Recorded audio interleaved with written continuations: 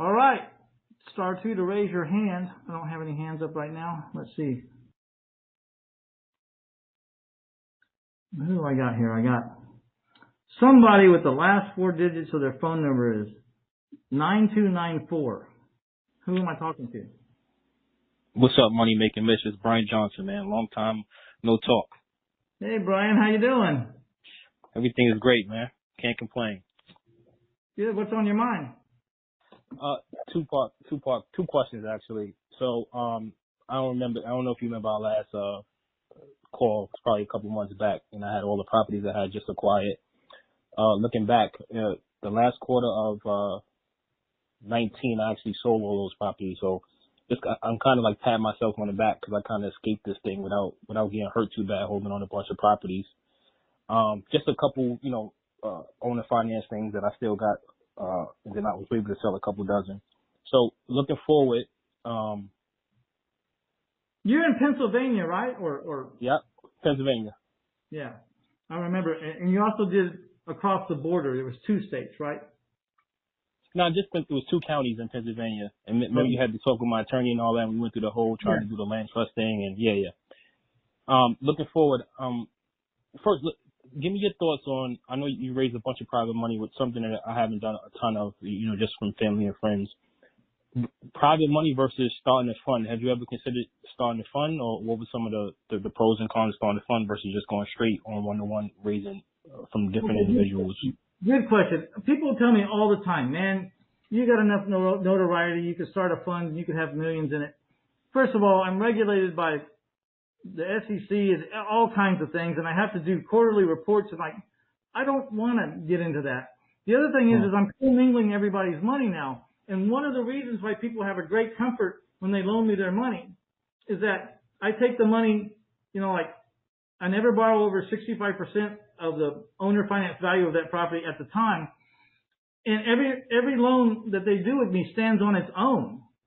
I could have 10 loans, but if I have a problem with one, I can just hand them the deed to that one house, and their other 9 loans are still intact. Now, I never hand anybody back any deeds, or they'll stop loaning me money, but they have a comfort too. They're not commingled. If I can't pay them, they are going to get the house because they're the sole lien holder on it, and that's their security. When you start commingling the funds, they're kind of trusting you as a company because they don't know what percentage of their money's in that house. You just commingled everybody's funds. You know what I mean? Mm-hmm.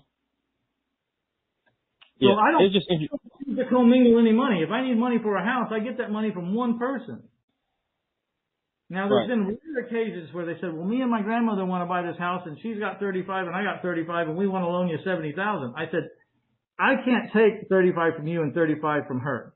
But what you can do is you can go form a corporation and put the $70,000 in the corporation, and I will give that corporation the first lien, and I only borrowed it from one entity. Mm-hmm. That entity has the first lien, and if I ever can't pay, then I'll just give that entity this house. One of my commitments to them is you'll never have to chase me. If there ever comes a time I can't make a house on a payment, I can't make a payment on a house, I will walk the deed over to you and sign it and give it to you. You won't have to come find me. I will find you. Mm-hmm. But what do you think a doctor says when they say, look, I'm having trouble making this payment because it's vacant? You got 2 choices here, and I'll do either one you want. You can either not charge me for the months that it's vacant and let me try to solve this problem, or I can come bring you the deed to this house because you have the right to have this house as my agreement if I can't pay you. And on this house, it's killing me. And so I'm thinking of giving it back to you if I have to keep making payments. Now, as soon as someone gets in there and starts making me a payment, I'll resume my payments to you. And they always don't want the house. They never want the house. Not that I've done it. That's not the reason why he gave you the money. He wanted you to handle that. If he wanted to take the house, he'd have did it himself, right? Like during the COVID thing, I had a couple of my big investors call me and say, look, we got 50 houses with you, Mitch, 50 loans with you. What's going to happen in this COVID thing? And I said, well, there's 1 of 2 things that happen. Let's just say the world goes to hell, and first of all, it'll take 50% of my portfolio not paying me till I'm break even. So if just 50% of my people will pay me, I can still make all my payments. I won't make any money, but you know what I mean? I won't be going under either. But if it got past that, I say we can have a discussion. If that ever happens, I'll give you the option. Do you want these houses back, or do you just want a forego payment on the houses that don't pay me? I'll pay you on the ones that are paying me. I just won't be able to pay you on the ones that are not paying me till I fix our problem. Which one do you want to do? They always say, oh, well, that's all we wanted to hear. Hope it never happens. This was hypothetical. They were asking me, what happens if? I said, well, the chances of it happening are not very good, but if it really got bad, I would call you up and say, look, you have 50 houses with me. 10 of yours aren't paying. Of course, 10 of someone else's aren't paying, and 10 of another guy's aren't paying. I'm calling all of y'all saying, you can either have these 10 houses, or you can just, if I don't collect the payment, I'm not going to pay. But as soon as I collect the payment, I'm going to pay you. See, I believe one thing really strongly. If you're collecting a payment on a house, you know, at $800 or say $1,000 payment on a house, and you're not making you got $1,000 coming in, and you're not making the $500 payment to your lender, you're a dirtbag. You know what I mean? I don't believe in that at all. If that house is paying you, you don't use that money to solve your other problems. That half that money belongs to the guy that loaned you the money. Right. So if you get to a point where they're killing you, you would have that conversation, and probably 9 times out of 10, the lender's going to go, man, I don't want to handle it. I'll agree not to take a payment on that one until you get it sold. Of course, now my greatest goal in the world is like to not even let more than 1 month go by and say, okay, I solved the problem. Plus, I got a new down payment. So I'm going to make up that payment that I didn't make to you out of the down payment. And now I got payments coming in. We're back on track. So there's a good chance I can even make up, even if that house went 5 months without me sending a payment. Yeah. As soon as I sell it and get a down payment, I can probably go back and make that lender whole. Yeah, I always paid if the property was vacant if I was working on it anyway. But obviously, I don't have the size of portfolio that you guys are running over there. But I always made the payment regardless. If the tenant didn't pay, like the couple properties that I have now, I'm having some issues with partial payments and not being able to get. And if I got invested on it, I'm just still paying. I'm just gonna ride it out. I mean, there's enough profit in these things where, you know, I could sustain for a long time making my payments. I'm just saying in cataclysmic where it's like, if I keep making all these payments, I'm going to go broke. And if I go broke, everyone's going to get their house. Everybody. Everybody goes. So do you want to work with me, or do you want me to just start writing deeds? Because I can do either one. Yeah. Yeah. I was just looking at how some of these private equity funds are set up, and looking at the management fee and the carried interest, and I guess it's a math equation at the end of the day, and assessing First of all, to get that set up by someone who's qualified to set up a fund for you could cost between $70,000 and $150,000 just to set the account up so that you can start asking people to put money in. Yep, I'm aware. I did a little bit of research. Yeah, and you better have a manager of that fund that really knows how to handle those funds and do the reporting and everything, because little people like you and me probably not going to be very good at that. You know what I mean? And you can't afford to mess up in this high up in the regulations. No, I definitely was considering taking on a partner and give some equity in the company. I mean, it's not. I'm not convinced that I'm a totally do, but I was going to put, you know, a significant amount in myself, and then be able to, on a global level, raise a bunch of money into some new markets. But I get what you're saying, and I know some of the risk, but I just wanted to get your take on it. The reason why I borrow money the way that I do is so that my name is intact, even if the most cataclysmic thing happens that was not in my control. I mean, if Kim Jong dumbass dropped a dirty bomb in downtown San Antonio and polluted with radiation a 30-mile circle from the center of downtown, all these properties are no good. I can walk back those deeds and go, who would have ever thought? This is not Mitch Stephen's fault. And I'm going to exercise my plan B, which is to give back the deeds. And, you know, there's a reason why people make 8 and 10% with this kind of collateral. They have to share in that catastrophic risk. Like, I have some very staunch Jewish lenders, and they always ask me, right before we get to the closing table or sometime in the conversation, you are going to sign personally, aren't you?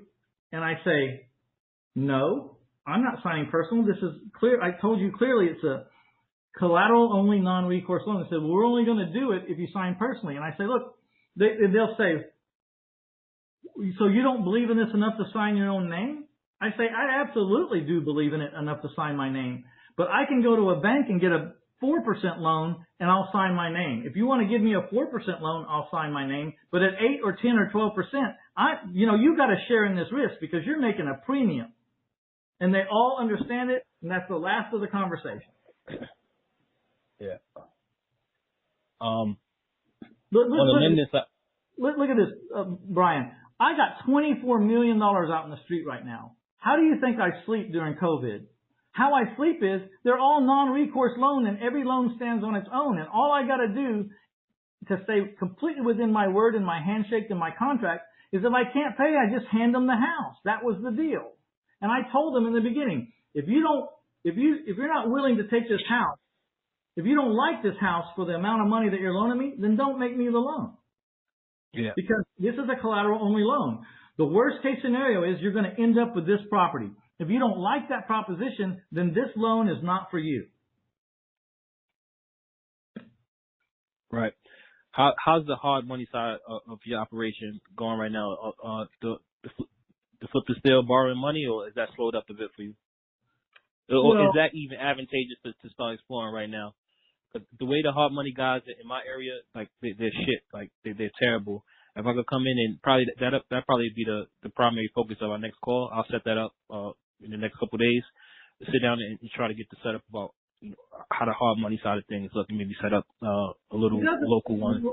For owner financing, I mean, hard money is great if you're going to flip out because hard money is short-term money. You know, they give you 6 months or a year or 18 months or 2 years, but they don't. Not for me. I mean, for me to start an arm of my company to do hard lending, not for me to borrow it. Just because, I just sold all these properties. I'm sitting on this capital, and I'm not going back into the market right now because I think we're far from the bottom. I just need to get the money back out on the streets right now. So I'm looking for a way to make the money work without me just sitting on it.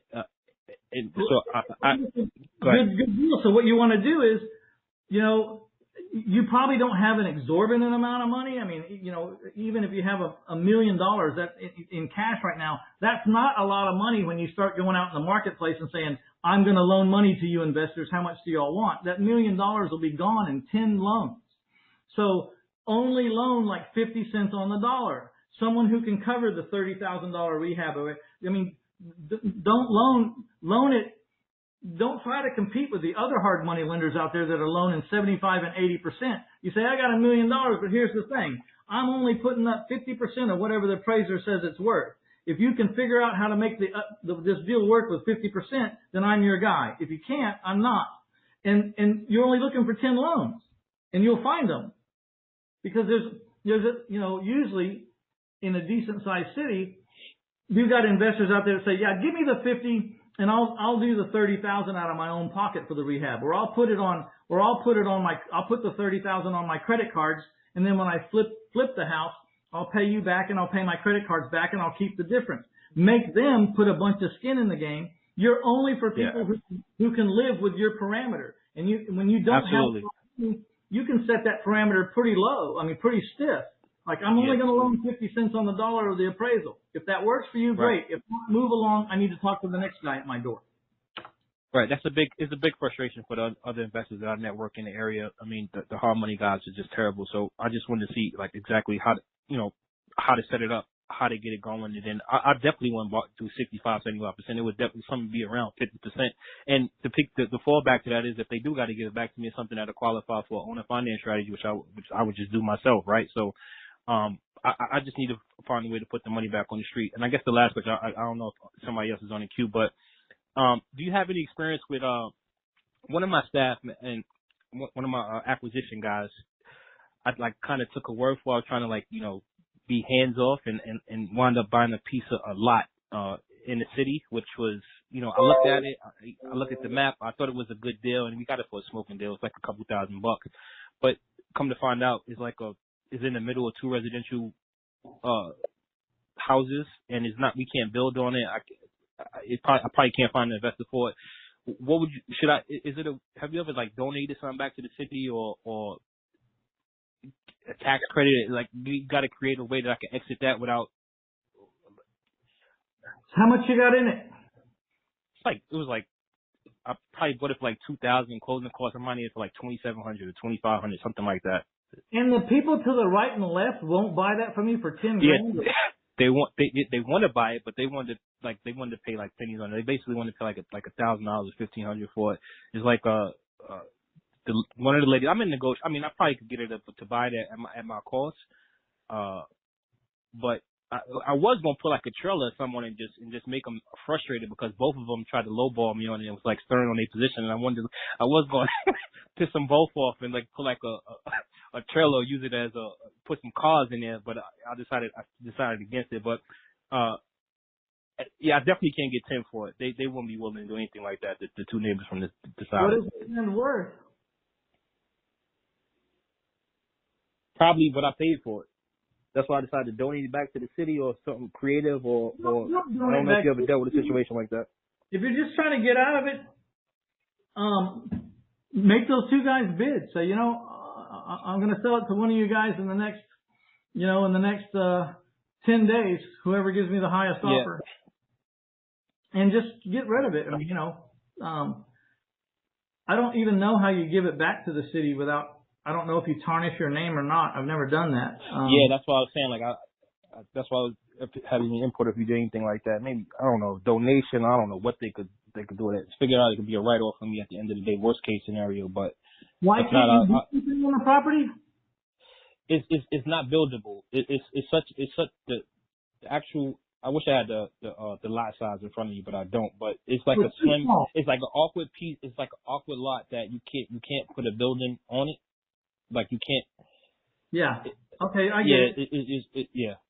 Well, the lesson is, that you learn from this is check all that stuff out before you buy the lots next time. For sure. 100%. But, I was trying to let go of the reins a little bit here. And you said, oh, yeah. I said, did you see it? She said, yeah, I pulled up the Google image and then I went and I checked with the city and you could do this and this and this. And I'm like, there's no way that you could build on this, how this is configured. So the Google Street View and a drive-by looks like it's a buildable lot, but when you look at what I actually bought, it's almost like a T shape, right? So it's slim and then it goes out and you can't put another property on. The bottom line is it's no good. So don't waste energy on this. Give one of your neighbors a great deal. Get your money back or get your money back in $2,000 or whatever, and go take your wife out to a nice dinner and say la vie, man. Go make some money with all that brain power. You got big brain. Right. Yeah, but so just know, I want to reach out and talk about the hard money side of things and see if that's viable right now in this climate, and maybe I'll open up an arm of that and start lending out some money at 50%. Okay. Y'all pay attention to what I'm about to do here. Man just said he has some money. He wants something to do with it, so I'm going to throw my hat. I'll pay you 10% while you're waiting around for the economy to change. I'll pay you 10%. Won't you pay me? I'll pay you. I'm gonna have to fly down. I have to fly down to San Antonio when this thing opens up and come chat with you, man. All right, man. All right. Thanks, Mitch. Appreciate you. Bye.